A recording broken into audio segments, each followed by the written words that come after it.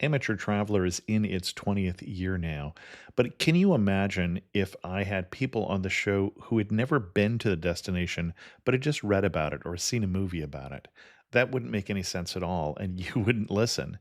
We all know how important it is to receive advice from people who know a destination to get the most authentic local experience.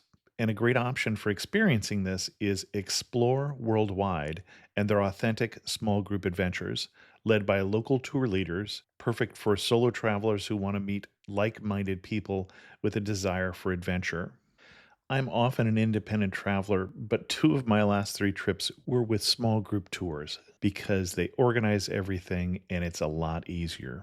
If you want to recreate the tour I did to Malta, they have a Malta and Gozo Discovery Tour. I'm intrigued by one of their tours called A Taste of Sicily. The company again is Explore Worldwide, and visit exploreworldwide.com to learn more. And thanks to Explore Worldwide for sponsoring this episode of Amateur Traveler. The nights are long, the days are short, and the weather is chilly to downright cold, depending on where you are. It's a good time to slip into a Quince iconic Mongolian cashmere sweaters, which start at only $50. You can treat yourself to everyday luxury at an affordable price with Quince. If you really want to dive into luxury, you can check out their leather handbags, washable silk shirts, and European linen sheet sets. Whatever you're looking for at Quince, all the prices are 50 to 80% less than similar brands, and they do that by partnering directly with top factories and cutting out the middleman. They only work with factories that use safe, ethical, and responsible manufacturing processes. And of course, they use premium fabrics and finishes for that luxury feel in every piece. But you've already heard me rave about my Quince travel pants. Treat yourself this winter without the luxury price tag. Go to quince.com/traveler for 365-day returns plus free shipping on your order. That's QUINCE.com/traveler to get free shipping and 365-day returns. Quince.com/traveler. And thanks to Quince for sponsoring this episode of Amateur Traveler. I got my bags packed, I'm on a roll. I'm heading out there and I'm ready to go. I'm looking real good in my passport photo. Amateur Traveler, episode 428. Today, the Amateur Traveler talks about art museums and cathedrals and pastries as we go to Paris, France. Got to sit in one more cafe. I know that I should be heading home, but maybe not today.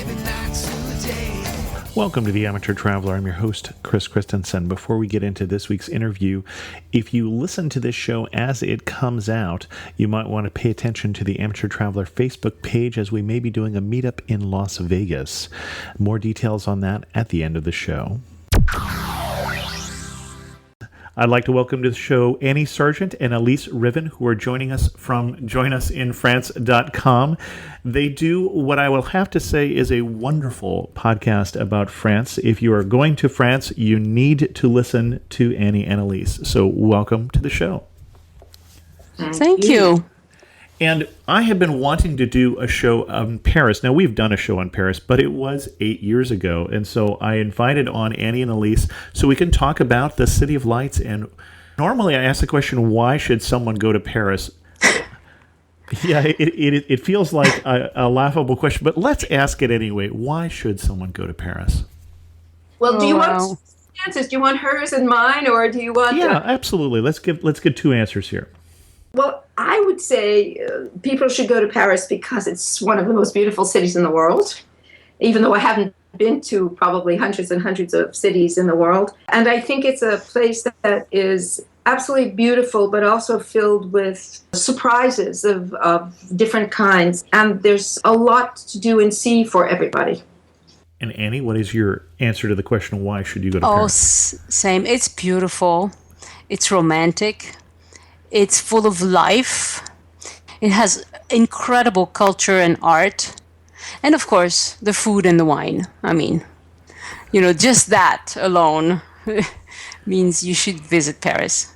Well, and let's talk about an itinerary. I think a lot of people have on their list of things to do in Paris the Eiffel Tower, the Louvre, and probably just that 10-minute dash in to see the Mona Lisa, which we can talk about.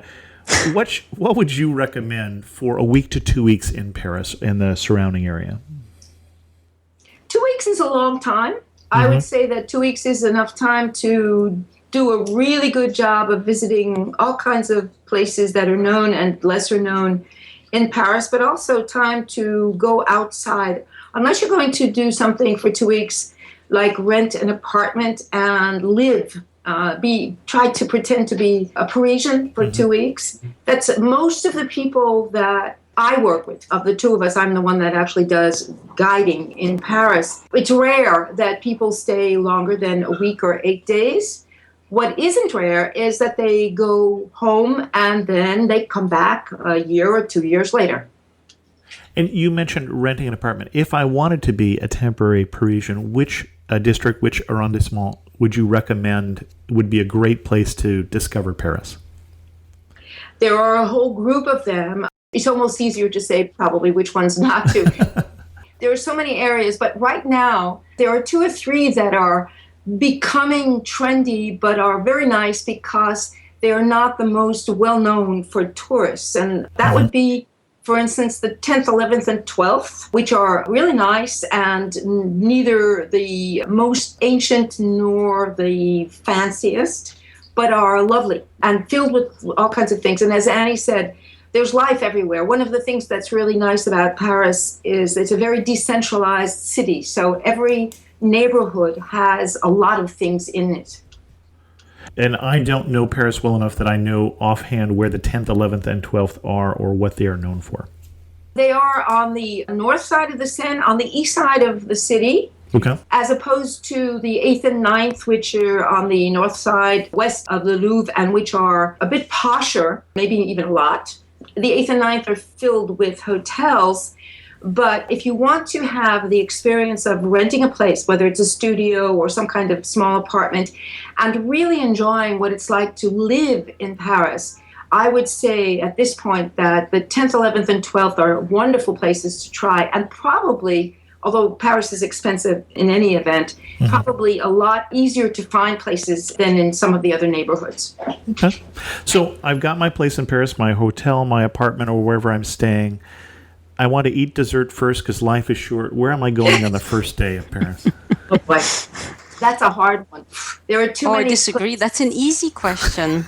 Well, I would say you could go almost anywhere, is what I was going to say. There's no specific place. So Walk past the bakery. Try something. Do you have a favorite bakery in a favorite neighborhood, Annie?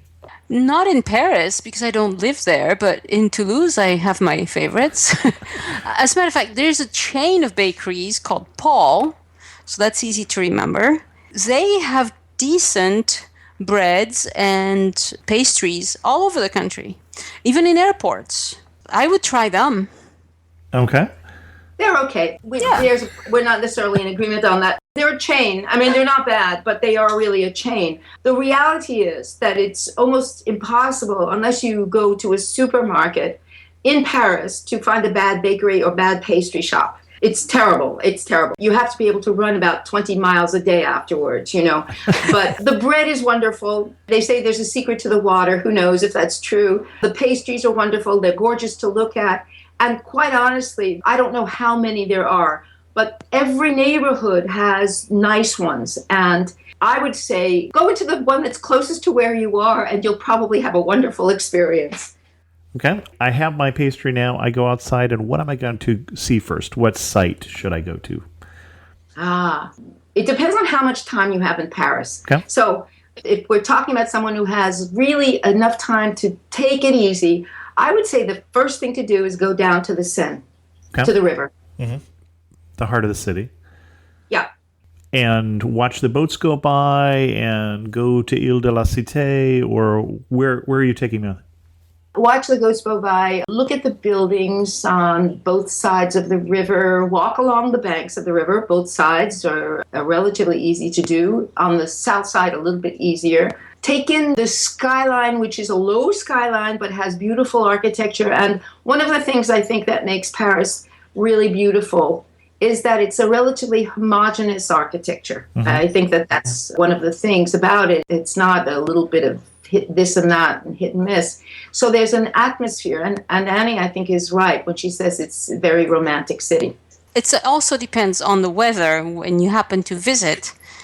If it's gorgeous weather, spend as much time outside as you can because the parks are going to be beautiful. The banks of the river are going to be lovely.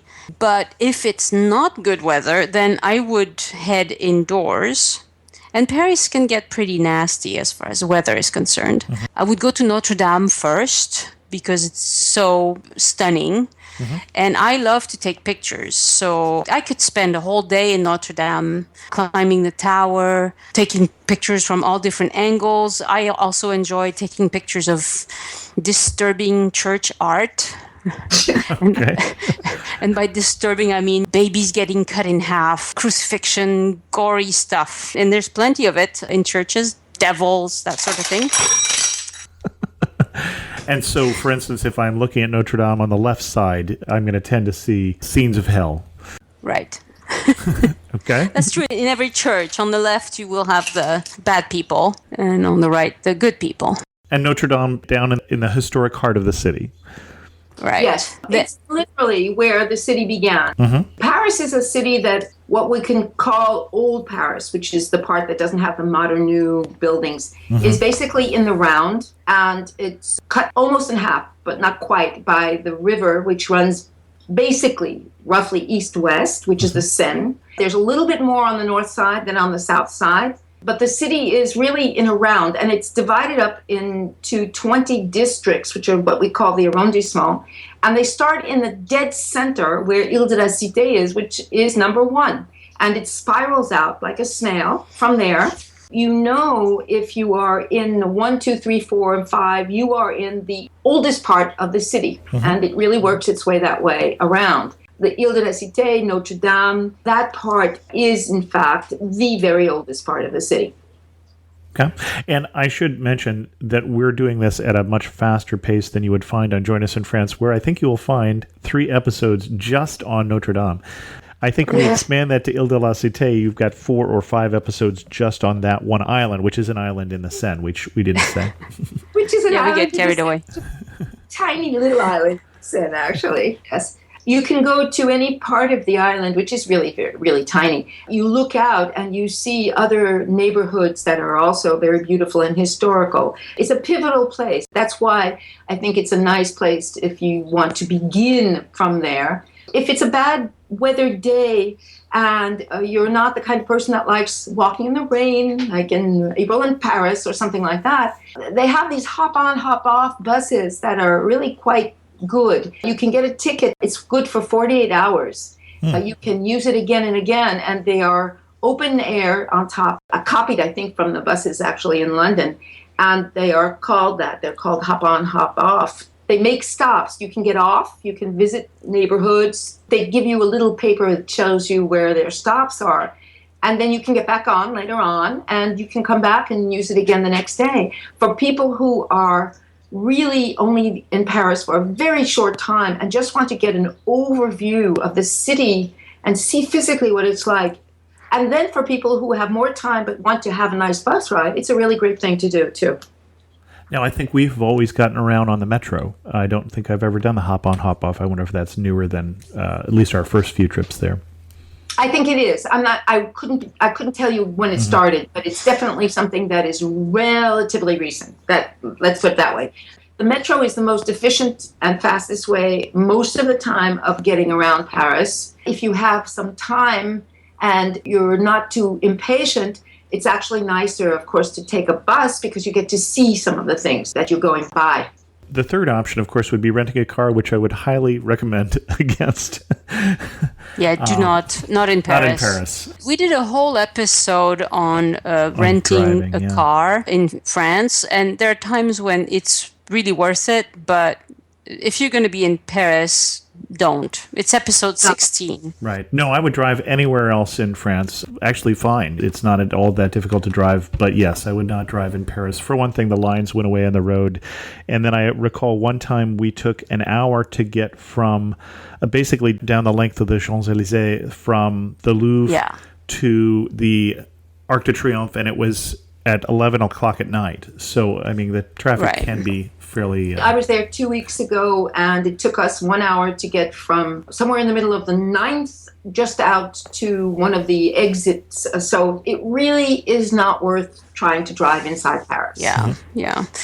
Also, the other thing to mention is if you're a visitor with mobility issues, the buses are much easier than the metro. Than the metro. Because the buses, even with a wheelchair, the buses are really made for that. Whereas the metro, some stations, there are escalators, but sometimes they're broken, sometimes the elevator doesn't work, sometimes there isn't an elevator. I think buses, if you have mobility issues, are better. The bus service and the number of buses, actually, it's excellent in Paris. It's a really efficient and very complete service. And I would say you mentioned Notre Dame, and I would have to say of my 3 favorite churches in Paris, that's going to be my second favorite. And I bet you could guess what my first favorite is. Sainte-Chapelle? Exactly. Not far away. I guess I don't think of Sainte-Chapelle as a church anymore. Sure, it isn't anymore. That's true. It isn't anymore. I think of it as a museum, ironically enough. A church that's actually beautiful, that has part of it that's actually really ancient, is Saint-Germain-en-Laye in the 6th, in the area of Saint-Germain. It's got a part of it that's actually from, I think, the 11th century. It's a mixed match of different styles. But it's very beautiful, and it doesn't have that over-the-top Gothic quality that so many of the other churches have in Paris. They can be overwhelming at times. You know? As you covered so well in your show on Notre Dame, even the Parisians at one point tired of Notre Dame. Oh, yes. Which is always stunning to me, as popular as it is now, to think about the fact that they wanted to tear it down. But fortunately, they did not. And you guessed Sainte-Chapelle, so we should mention just a little bit. You're right, it's no longer a church. It was always a chapel rather than a church anyway, but because of the stained glass. Right. Beautiful, high blue is the color that just comes to mind with Sainte-Chapelle. On a sunny day, that's certainly something that I would think about if I were in Notre Dame, which is so close by. On a sunny day, you can't beat Sainte-Chapelle for the colors. It's just stunning. And it's mostly blue, like you said. It's the same blue that you get in the cathedral in Chartres. Okay. Which I have not seen. Which you have not seen, which is actually more blue. Sainte-Chapelle, it's blue, but you have also just very rich, saturated colors in general. But in fact, it's the same workers, the same craftspeople who worked on Chartres and worked on Sainte-Chapelle. So that's why you have very, very similar colors. But if you've never been there, it's incredible to see not only the number of windows in Chartres and the size of them, but just how it's a very purpley kind of blue. It's quite special, actually. So we've gone to Notre Dame. We maybe, on a sunny day, have done a side trip to Sainte-Chapelle. Where to next? How about the museums? Museums. Personally, I love the Orsay Museum because it's not too big. You can see the whole thing, really.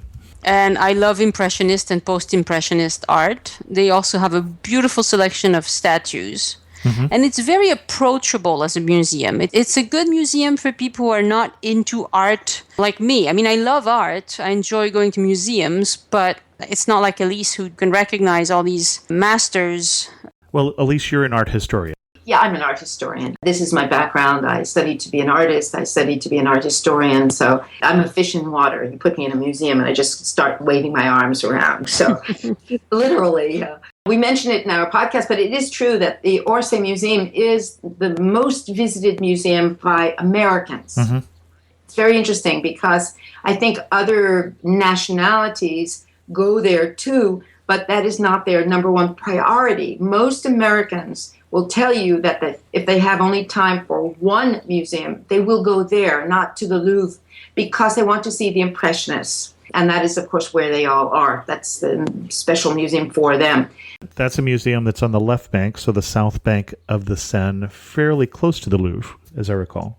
It's fairly close. It's the south bank. It's technically no longer the left bank because the left bank actually, even though it doesn't make any sense, is a designation that really is about the 5th and 6th arrondissement, and Orsay is in the 7th, which is a little further west. So it's a little further downstream from the left bank, so it's no longer left, is what you're saying. It's very complicated. What it is It's French logic. Don't worry about it. Yeah. The left bank, in fact, is a designation, I think, from the early 20th century in the time of people like Hemingway and all of those people. And it really refers to the bohemian part of what was at that time Paris, which is not quite the seventh. The seventh is definitely not bohemian. It's one of the ritziest parts of Paris. And Orsay is really just sort of over the line, you know. So, but it is, in fact, practically right across the river from the Louvre. You can see one from the other, and you can go literally by foot or by bicycle from one to the other without any problem. Now, so Annie, I think your pick was the Orsay, in the old train building too, we should say. Yeah. Elyse, would you have a different pick? You could do only one museum. If I had to do only one museum, I would do the Louvre. Okay. I know it's overwhelming. In fact, we just did a podcast and it was really, we talked a lot about that. And it's an extremely overwhelming museum. There's no possibility to do everything in one day. I mean, you can, but it's kind of silly because you don't really register anything in your mind. But I think that it is so amazing in terms of the various different collections that it has, that to me it's incomparable as a museum. It's got the whole history of European art up through the middle of the 19th century, which of course is where Orsay takes over. But it also has one of the finest collections in the world of Egyptian art, of ancient Greek art, of Roman statuary, to die for in beauty. It has many, many, many different sections. So in my opinion, it really has something for everyone. It's just a matter of deciding whether you want to be selective, choose one part or two parts of it, and not try to cram in too much. And also, I appreciate it from an art historical point of view, but also from the point of view of being a guide who takes people to museums. The Louvre, which is more ancient in terms of its building, has gone through an old enormous palace. It's a metamorphosis, and it has become relatively user-friendly so that there are elevators, escalators, there's air conditioning in a good part of it, there are facilities, toilets, and things like that. Even though it's packed with people all the time, it really makes it something that's enjoyable, literally enjoyable. It even has beautiful little cafes in various places, whereas I have a bone to pick with the Orsay. I don't consider it to be a very user-friendly museum. Well, I'd have to agree with you on that. The Orsay Museum is not as pleasant as far as the way they handle visitors. For instance, in the Orsay Museum, you cannot take photographs, and they will get on your case changed. about that. When I was there years ago, I have photographs from there, and I'm sure it wasn't breaking the rules. Interesting. Yeah, nowadays they don't let you take pictures. They're unpleasant about it. At least last time I was there, that's how it was. I really didn't like that at all. Whereas the Louvre, you know, you can take your time. If you have your flash on, they will say something. Sure. As well if you don't have your flash on, you'll be fine. Everybody leaves you alone. You can have your kids do funny poses in front of the statues and all that, which I get a kick out of that, so I do that. You know, it's very interesting. I really don't know the political reasons why one has developed an attitude that's user-friendly for the public and the other one basically not. But there is a huge difference in the attitude of the museums. You feel it when you go in. And maybe it's because the Louvre is just so important in terms of everything it has in it. But it deals with 8-9 million people a year. And instead of fighting against the fact that all these people are coming, they've just decided, let's do this in a good way. And that's the way it feels when you go in. And we're getting our tickets ahead of time online so that we're not waiting in one more line before we go there. Absolutely. And then I would refer people to your podcast also in terms of the number of entrances, because that I did not know in terms of there being different things, but we won't go into that detail here. And I would underline what you said about the statuary. I think we actually enjoyed that most of all the different things we saw in the Louvre was some of the statuary galleries. I think we went in like so many naive Americans wanting to see the Mona Lisa, La Gioconda, and being disappointed by how small it is, how thick the glass was in front of it, and how big the crowds were. Although I like the picture I took of the crowds of the Louvre, you know, staring, reflected in the glass of the Mona Lisa, but that's about it. Oh, that's a good one. It's probably the best thing to do, actually, you know, sort of take a picture of the people looking at the Mona Lisa. It is an experience. It is an experience. Annie and I have joked about it, but I think that it's one of those things where you do it because, after all, you are in Paris. And even though I'd say probably 90% of the people who do it, who get as far as the painting, actually are disappointed because it's so small, because you can't get close to it, because, after all, it looks just like the reproductions, after all. I mean, it doesn't look different in person. How can you go to Paris and not do it? I mean, it's just one of those things. Because of that, I think the third museum that I would throw in, which is the opposite experience, would be l'Orangerie. Well, the Orangerie is, of course, wonderful. It's a museum we actually haven't talked about yet on one of our podcasts, but the Orangerie is incredible because a whole wing of it was actually designed by Monet, for his lily pads. And it's really quite magnificent to go into. But I don't know when you were in Paris last. It was a while ago. They've redone the underground level, which is basically, I guess we could say, is like a basement level. And they turned it into an incredible gallery of the art that overflows from Orsay. So you have beautiful galleries down below with beautiful painting, and they have a temporary exhibit space. I was there in the fall, and it was an exhibit of the work of Frida Kahlo and Diego Rivera. It was absolutely fabulous as an exhibit, and it's beautiful, and it's not too big. So if people are claustrophobic in terms of dealing with big museums, that is actually a small museum that offers some real jewels in it. And I don't know how many people know that the museum was actually physically designed for Monet. I did not know to that. have his lily pads as he was going blind. He was practically blind by the last few years of his life. And he worked in natural light, and he worked with a brush on a stick that was about 6 feet long. And that is why he developed this technique of things simply sort of dissolving with beautiful pieces of color. And of course, what he was doing was reproducing the same work. He always did his flowers, his beautiful gardens and everything. But it developed into this magnificent kind of semi-abstract kind of painting. And when the city offered him a space, he said, I would be happy to have a space, but it has to have natural light. And that's what they did. So the rotunda in the Orangerie was actually designed for that purpose. Well, and just to give the listener a little more context, so we're talking about a relatively small museum compared to the other two we've talked about, right off the Tuileries, so right off the main drag between the Louvre and the Arc de Triomphe, the Champs-Élysées. And this particular museum, we talked about walking in and seeing Mona Lisa, and it's one painting in a room that's a small painting. And this one, you walk in and there are 3 paintings maybe in a room, but they take up the entire walls. There's one on this wall, and there's one on the wall to the right of you, and one on the wall to the left of you, and they are the water lilies. And they're curved. Oh, yeah, I'd forgotten that. They're curved. And the other thing then is that, unlike the Mona Lisa, which that picture you saw in the book was almost full size because it is a small painting. Right. That picture you saw in the book was tiny compared to the original. And so as you walk up to it, you can see the brush strokes in a very different way. So just a very beautiful space. Right. Yeah.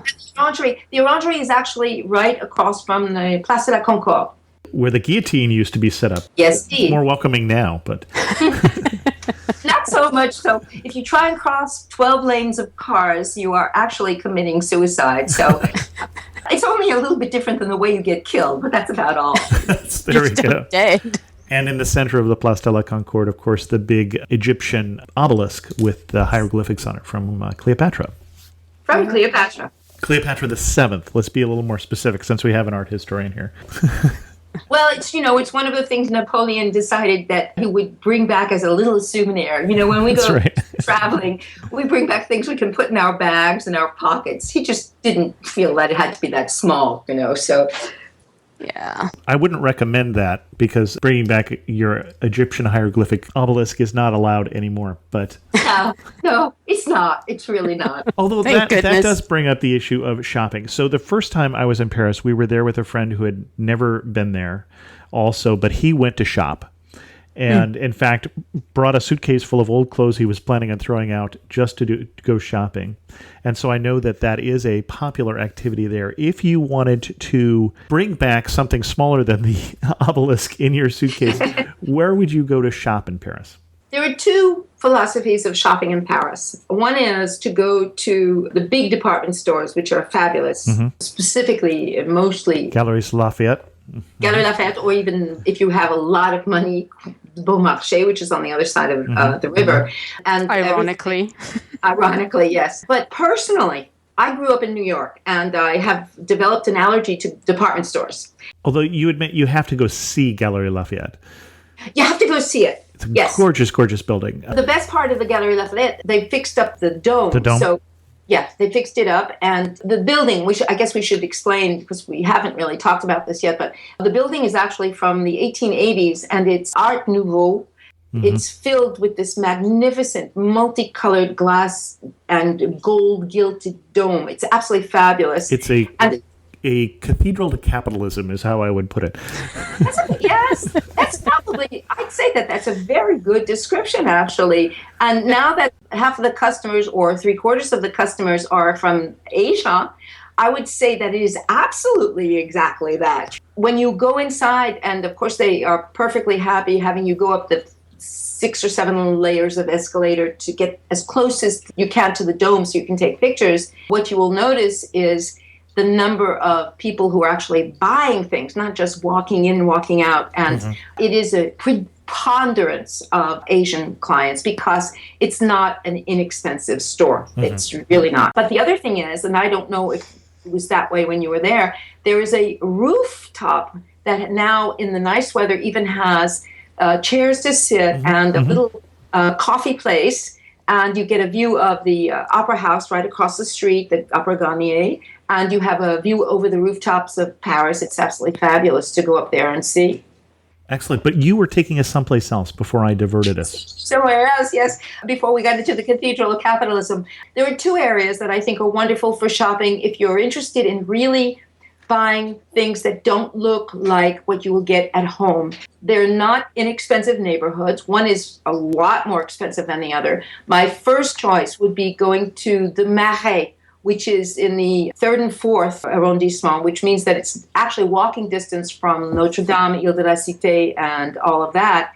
And it is filled with wonderful small boutiques, designer shops. Some of them are chain stores that are similar to other places, maybe in Paris or in France, but it is really, really a wonderful place to look for interesting, unusual clothing, men's clothing, women's clothing, really interesting designer things that are a little bit upscale, but affordable, I'd say, for people. There are zillions of stores. I mean, I just wouldn't even be able to name some of them. There are that many. But the other area where it's wonderful to go shopping, but it's a lot more expensive, is over, in fact, in the 6th arrondissement, in the Saint-Germain area, around the Rue Bonaparte. Beautiful neighborhood. Beautiful neighborhood. And Rue de Rennes, in that area, you will have also, and around the area around Saint-Germain Market and everything, there are stores. Quite honestly, if I had the money, that is where I would shop, and they are fabulous. But I will never, ever have that kind of money, even on the sales weeks. So that's the end of that. But it's fabulous. And I think that if you go to the department stores, it's a little bit like going into a department store in the States. You have all the major brands that have their section.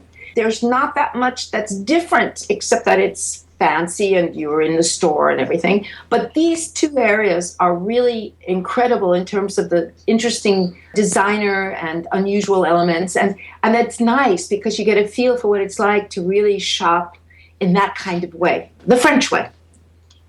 Okay, and now I have to say that I'm the cheap shopper. Thank you. I was going to ask for this. I really don't care about clothes very much. So long as it fits, I'm happy to wear it.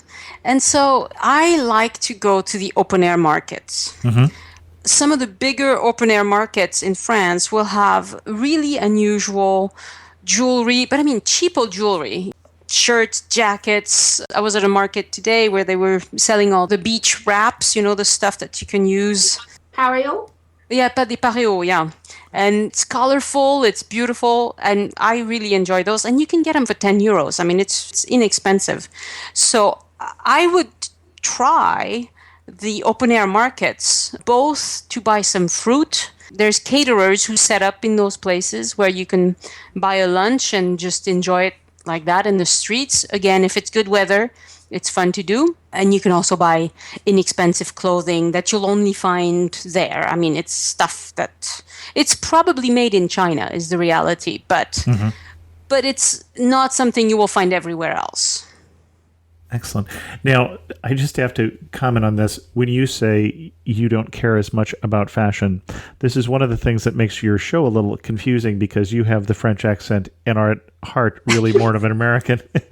Yeah. And Elyse, of course, has the American accent and really is at heart more of a Parisian, I'll even say. So I have a sister who's the total opposite of me. So she got all the girly jeans, and I got none of them. So it's just the way it worked out. And I would have to say, even as a tourist in Paris, this isn't the place that I would go and wear my Eat at Joe's t-shirt. You certainly can, but there's something about Paris that people do dress a little nicer. Would you say that's accurate? Yeah, they make an effort. French women in general, especially the women, but also the men, will really pay attention to what they're wearing. They put some thought into it. And I'm extremely unusual that way. Even my husband, who has lived in France now for 9 years, he's turned more French. So he used to just throw on whatever shirt was ironed. But now he pays attention, so... And that sounded like me, except when you got to the part of ironed, but... It's true, though. I think that the French they care a lot about their appearance, and it's obviously now everybody wears jeans for everything. There are all kinds of things made out of jean fabric and everything, too. But they're not sloppy. I think that's a really, I was trying to think of what word to use. And they don't walk around in Bermuda shorts and T-shirts. That's for the beach. That's for the mountains. When you go to the city, French people don't wear shorts.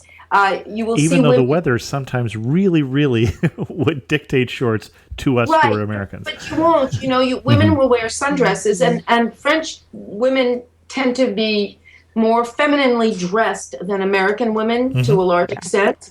I think that's true. Even now that it's starting to be fashionable to have comfortable walking sandals and not just big clunky sneakers and things like that, that's where I would say is the big difference, is that there's this sense of style that you have. Doesn't necessarily have to be expensive clothing, but they won't wear big baggy T-shirt and something like that. And of course, one of the things that we try to remind people, but it's true, is that it's disapproved of to go into churches and things like that in shorts and tank top. With your shoulders bare, right? Right. Some people still do. Less so than Spain or Italy, for instance, but... Nobody's going to stop you. Right. Let's put it that way. Nobody's going to stop you in France. Except for maybe a few places but it's best to plan to have something to cover your shoulders. You'll have a better reception if you do. Right. Yeah. Short shorts also are unusual in France. I wouldn't go around in super short shorts. Well, and we talk about how sometimes the weather may be conducive to that, even if the culture is not. That brings me to, what's the best time of year when you would recommend people go to Paris, and then what's the best day of the year? Well, without hesitation, I would say the best time of the year is September, October. Okay. Yeah, September, I agree. October is absolutely the best. And after that, I would say May and June. The weather tends to be, even if it's erratic, even if you have a switch back and forth a little bit from a little bit cool to a little bit warm, you won't have the extremes that you would get of the wet, cold, which is what Paris is really in the winter. You won't have heat, which it can get very hot, not necessarily always, but it can get very hot in the summer. The other advantage of going in those 4 months, and maybe even the end of April or something like that, is that Paris, which is a city that, of course, has tourists all year long, will not have the huge amounts of tourists that it will have in July and August. It makes a big difference. And August seems to me the time to avoid Paris. Well, strangely no. Now, this is the thing about August. I have a couple of friends who are Parisian who will say that they never leave Paris in August, at least the first half, because that is when the streets are empty. They can bicycle around, even though a lot of small stores close, which is, of course, a phenomenon that Americans would never be able to understand. Department stores, of course, never do close. Little stores take vacations and they close. And usually they close either the last week in July to the first half of August or just the first half of August. But what happens is that the city is calmer and it's less crowded in general. So it's a very interesting point of view from the point of view of a Parisian. Whereas what you get is if you go to the museums, you will have nothing but foreigners and tourists everywhere. And so it's hard. If that's the only time you can go, that's when you go. Mm-hmm. It's just that you have to know that you're going to be dealing with huge lines and huge crowds, and you have to negotiate the times of the day and things like that. The hotels are going to be full in July and August, so you need to reserve ahead of time. Whereas even in May or in October, well, pretty much you can show up. I mean, you'll find a hotel. It might not be the one you had in mind, but you will find something.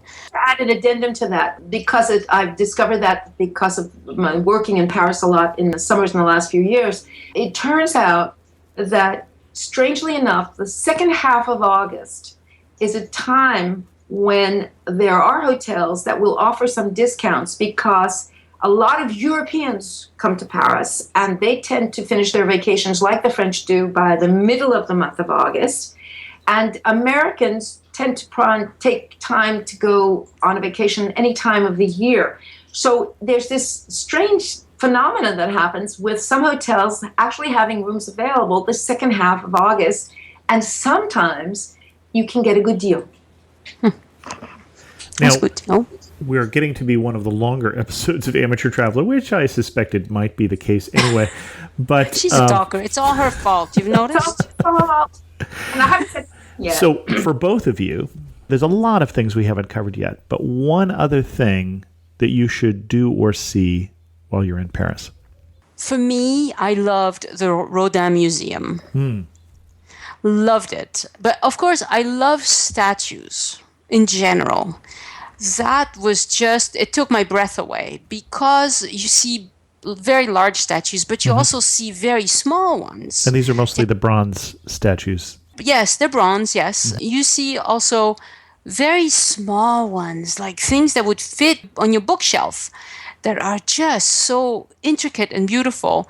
So for me, that's the one that I like to go to again and again and again. They might fit in your bookshelf. We don't recommend that you take Napoleon's view, that you take them home. I never said that. Where is the Rodin Museum?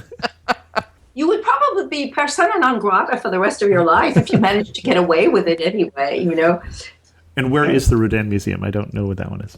It's in the 7th arrondissement. It's actually not too far away from the Orsay. And it's a block away from Napoleon's tomb. Oh, okay. Mm-hmm. At Les Invalides? Yeah. Okay. Les Invalides, yes. The old Veterans Hospital. That's right. That's right. And Elyse.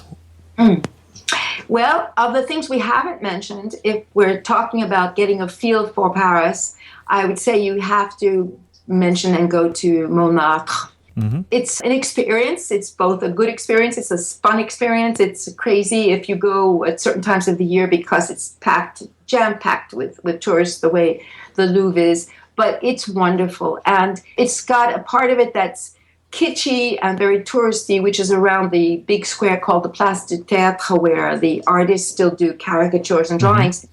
But it's got a part that is genuinely what it has been forever, which is a small village inside the city. And it's the highest part of the city of Paris. Mm-hmm. It's up on a hill. So you have a view, and you have streets with little houses, with some of them with little gardens. And I know some people who live up there. And once you get away from the 2 blocks that are basically where all the tourists go, it's really fabulously charming. And I guess it's a giveaway in terms of age, but I have a daughter-in-law who lives up there. She even uses the square at night, the big square where the artists are. There are these little restaurants that are not gourmet restaurants at all, but have inexpensive menus. And she says once 6 or 7 o'clock is past, most of the tourists have gone, and it's the locals a lot who come out and hang out and have a beer and stuff like that. So it's really fun. It's a nice place to visit. Well, and we're talking about up where the Basilica Sacré-Cœur is, so you can see it up on the hill and with great views of Paris. It was going to be my list. My thing that we had missed there. So I definitely agree. One of the prettier neighborhoods, just even the shops and such, I think are so pretty in that area. And of course, then throw in the view. And I think evening is a wonderful time to go up there. I've been on the steps of Sacré-Cœur where, somebody's singing old songs or things like that, or stepped inside when the choir is practicing. And that was my third favorite church in Paris. And that neighborhood, I think, is just a wonderful little neighborhood. Excellent. We just did a podcast about it. I was looking on one of the websites. Why, I don't know, but there was a list of all the actors and actresses who live in that area. And it's kind of like taking the bus tour in Hollywood, I think, I mean, not that Who doesn't?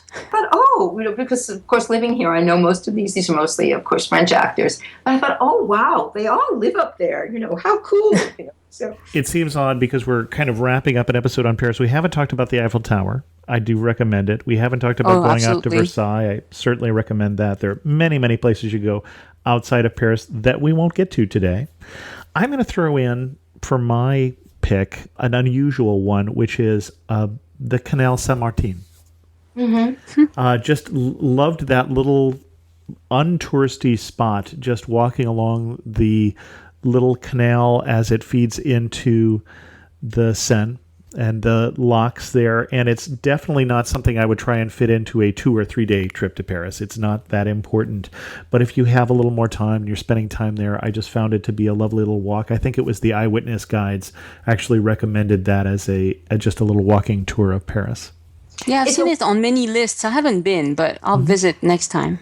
Well, Chris, now, if you like the Canal Saint-Martin, that is actually between the 10th and 11th arrondissement. So that is the area where I said it's now become very fashionable along the canal. There are lots of things that have opened up there. But that is, generally speaking, when you go into the 10th, 11th, and 12th, that's what I mean when I say it's an area that's really nice, that is not that well known, where I think it would be a really good place if you were going to rent a studio or something rather than have just a hotel room, because it's a really genuine part of Paris, but it's not as well known or as crowded as some other areas. Yeah. A couple other questions before we wrap this up. Here's a tough one. You're standing in the prettiest spot in Paris. Where are you standing and what are you looking at? Oh, boy. I think the Eiffel Tower, when she sparkles at night, is truly beautiful. That's cheesy, I know, but I like lights. It's okay. No wrong answer to the question. Yeah, it could be that. That's a hard one to answer, actually. I guess I really have a fondness for standing on the edge of Ile de la Cité, where you look out, where you're facing south into the Latin Quarter to see the very, very oldest part in terms of medieval houses. And then if you just look to the left, you see the church itself, you see the front of Notre Dame, and you have the river. I mean, there are so many places to go, but if I had to stand in one spot and just take in things, even though I agree with Annie, the Eiffel Tower is gorgeous, maybe that's where I would stand. I'm not sure. Well, and Annie, you were saying you hadn't been to the Canal Saint-Martin, so let me see if I can get the pronunciation a little closer this time. The place that I haven't been that you've talked about on your show, and you mentioned the Latin Quarter, the museum in the Latin Quarter, that's the medieval museum, and its name is escaping me. The Cluny. The Cluny. Cluny. Not named after George, as you said in the episode. That is probably the place that I haven't been to that is on my list. Yeah. One thing that all the guidebooks said you should do in Paris that you think is a waste of time. The Arc de Triomphe, to me, is going up in the Arc de Triomphe? I haven't been up in the Arc, actually. Okay.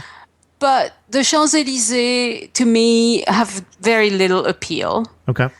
The main shopping drag there between the Louvre and the Arc de Triomphe. Shopping. Okay. Yeah, I don't know. It doesn't. I don't know. It doesn't do anything for me. It's loud and long. It's about 3 miles long, I want to say.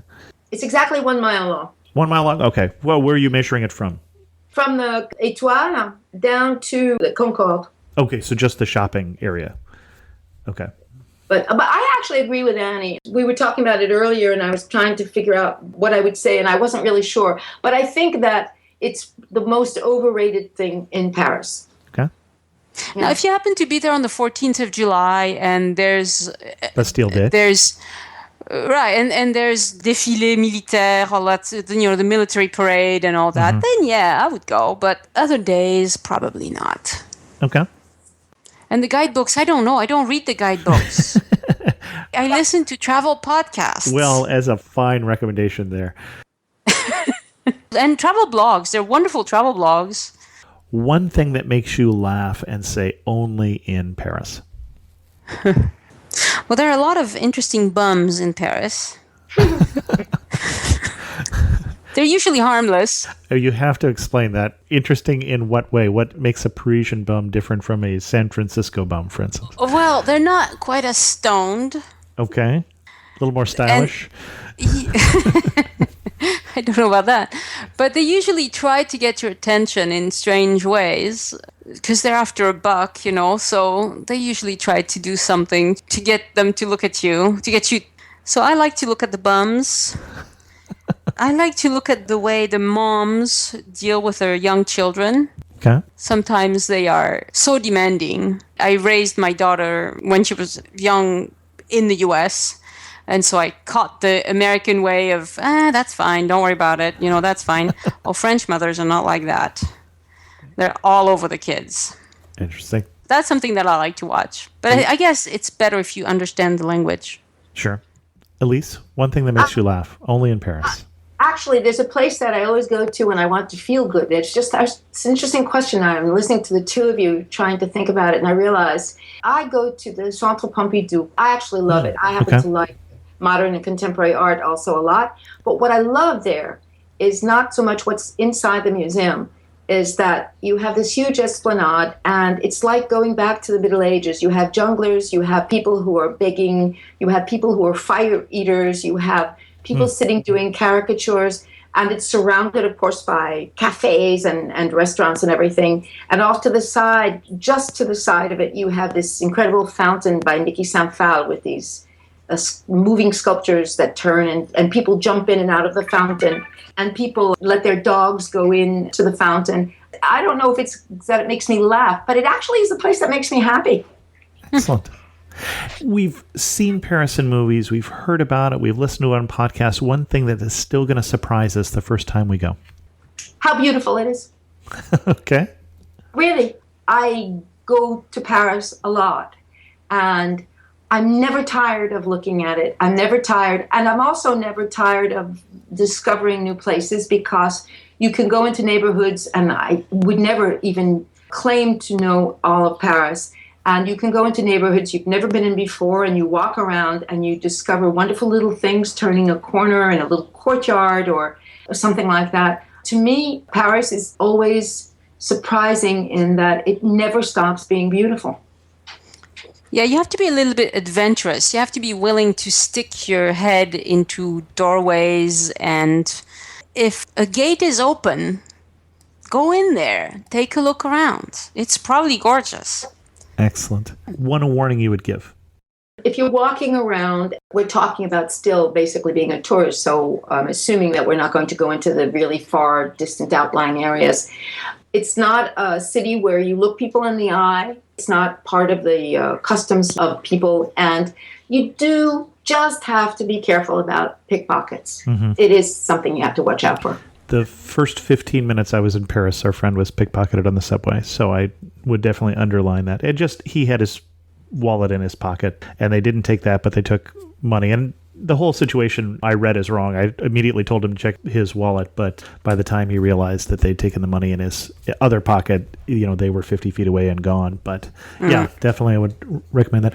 Also, the thing you mentioned on one of your shows about when you go into the shops, greeting people, I thought was a very important tip, to make a point that when you go in, you say hello to everyone. Well, you say bonjour to everyone, and you'll get better service. You'll get a better experience if you remember that little small nicety. I thought was a good thing to remember. Yeah, it's a really small thing, but it makes a big difference. Mm-hmm. I don't know why we got to that point, but French people have this mentality that if you work in a service job, it's like a servile kind of position. And so they get really prickly and they demand niceties. Well, especially around lunchtime after they had that small breakfast, as you were pointing out. Yes, yes. Yes, French people get hungry and they don't have reserves, so be nice to them. So they don't have much reserve. Yeah, they eat just enough to hold them over till the next meal, and then they get really ravenous, and they're not pleasant, around lunchtime. But what you need to do is just say bonjour before you say anything else. It's really stupid, but it will really get you a long way. It's an open sesame. It really is. And yeah, it's open sesame. I don't find it stupid. I just find it something you need to know about the culture. Yeah. And I don't find it rude or at all a bad experience. It's just something you need to know. Right. And the other thing is if you want to get to know people, if you're in Paris for a little bit longer, then ask for help. Just tell them that you need help with this or that. And you'll be surprised how far people are willing to go if you ask for help. Excellent. Last two questions. Finish this sentence. You really know you're in Paris when what? Well, when you're surrounded with anywhere you look, you want to take a picture because it looks nice. Okay. Elyse? I was going to say, when you walk into a bakery in the morning and there's a line in front of you and it smells absolutely wonderful. Yeah. And if you had to summarize Paris in 3 words, we'll give each of you 3 words rather than a word and a half each. How would you summarize Paris? I know it's not very original, but I would have to, again, use the word beautiful. I would say classy. Okay. Historical. Artistic, maybe. Classy, historical, artistic. Okay. And Annie? Maybe I'd say exciting and delicious and also beautiful. Excellent. Our guests, again, have been Annie Sargant and Elyse Riven from the Join Us in France podcast. If you're going to France, that's the one you should be listening to. I'm not saying you should stop listening to Amateur Traveler, but Annie and Elyse, thanks so much for joining us on the Amateur Traveler and telling us about your love for Paris. Well, thank you so much. It's been lovely to talk to you. It has really been a pleasure. As I mentioned at the beginning of the show, there may be a meetup for the Amateur Traveler. Pay attention to the Amateur Traveler Facebook page for details during the DMAI conference in Las Vegas. That would also be a meetup for This Weekend Travel. We're trying to see if we can find a place to do it. Gary and Jen and I are all going to be in the same city at the same time, so we're hoping we can get something together. Sorry for the short notice. Last I checked, there are still spots for both the 10-day and the 15-day trip to Morocco next April of 2015. So sign up for that. AmateurTraveler.com. Look at the Book Travel tab. With that, we're going to end this rather long episode of The Amateur Traveler. If you have any questions, feel free to send an email to host@amateurtraveler.com or leave a comment on this episode at amateurtraveler.com. You could also follow me on Twitter at Chris2X. And as always, thanks so much for listening.